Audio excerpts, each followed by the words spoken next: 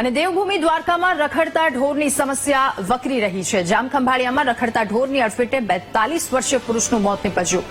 કોર્ટની સામેથી મોપેડ લઈને જતા દરમિયાન પ્રવીણભાઈ ધામાને આખલાએ અડફેટી લીધા હતા।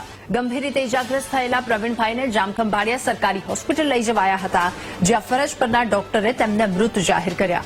વારંવાર પશુઓના હુમલાથી લોકોમાં તંત્ર સામે રોષ વ્યાપ્યો। લોકોની માંગ છે કે આ રઝળતા પશુઓની સમસ્યાનો નિકાલ આવે।